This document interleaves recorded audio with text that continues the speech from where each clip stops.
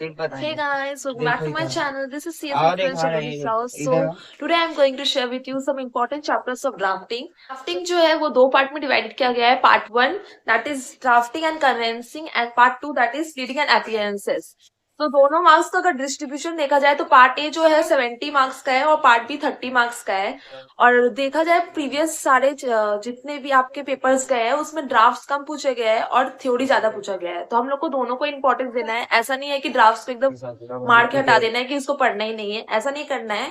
और ड्राफ्टिंग में जो बहुत सारे ड्राफ्ट्स है उस सबको प्रैक्टिस करके जाना है. मल्टीपल आप टाइम आप प्रैक्टिस करोगे तो आप उस ड्राफ्ट को एक पॉइंट दे सकोगे, की पॉइंट्स उसके बगल में. एग्जाम के अगर पहले एक दिन देखते हो वो बस पॉइंट्स को देख के और एक बार फॉर्मेट को चेकआउट करके आप एग्जाम में अपेयर भी होते हो तो वो अच्छे से आप लिख सकते हो. मतलब इसके लिए आपको पहले क्या करना है, ड्राफ्ट का अच्छे से प्रैक्टिस करना होगा. थ्योरी का बात करें तो थ्योरी मेनली जो चैप्टर है 3 में है, 2 में है. अच्छा, चैप्टर 1 2 3 इसको बहुत ज्यादा इंपॉर्टेंस देना है क्योंकि इसमें से अधिकतर मार्क्स और केस बेस्ड स्टडी क्वेश्चंस आते हैं. ऐसे बहुत सारे चैप्टर्स हैं जो बहुत ज्यादा इजी हैं, जैसे कि हो गया चैप्टर 13 14 12, ये सबको इजी कंसिडर किया जा सकता है. और एग्जाम के एक दिन पहले अगर आप इस सबको चैप्टर्स को टाइम अलॉट कर दोगे कि इसके ज्यादा हमको इस चैप्टर में टाइम नहीं देना है तो आपका आराम से ये जितना भी चैप्टर्स है 14 वो आराम से कंप्लीट हो जाएगा. प्लस ड्राफ्टिंग को भी अगर अच्छे से की पॉइंट्स के बगल लिख देते हो और उसको देख के जाते हो तो वो भी कंप्लीट हो जाएगा. चैप्टर 10 और चैप्टर 9 में जितने भी सूट्स, पिटिशंस, एप्लीकेशंस, अपील और एफिडेविट है, जो एफिडेविट है वो जो ड्राफ्टिंग के बुक में दिया गया है वो मोस्ट इंपॉर्टेंट है. हर बार देखा गया है कि वही आता है ड्राफ्टिंग करने के लिए.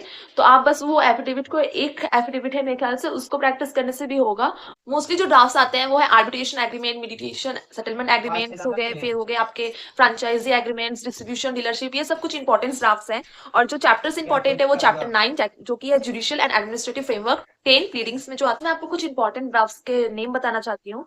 सबसे पहले जो नेम है वो है आपका नोटिस. जितने भी लीगल नोटिस है 138 के जो जितने भी नोटिस है वो सब इंपॉर्टेंट है. फ्रेंचाइजी, डीलरशिप, जॉइंट वेंचर्स, फिर foreign collaboration, gift, mortgage, meditation and settlement agreement, arbitration, leave and license, special power of attorney, non-disclosure agreement, bank guarantee, outsourcing, suit for ejectment of tenant, read, affidavit by creditor, appeal. ये जितने भी drafts हैं आपको YouTube में भी मिल जाएंगे. Plus आप अगर मॉड्यूल से पढ़ रहे हो तो उसमें भी बहुत सारे ड्राफ्ट हैं ऐसे, तो आप उससे प्रैक्टिस कर सकते हो. जो इंपॉर्टेंट एग्जाम टिप्स हैं वो है कि आपको काम डाउन होना है और पहले एक बार पेपर को प्रैक्टिस कर लेना है.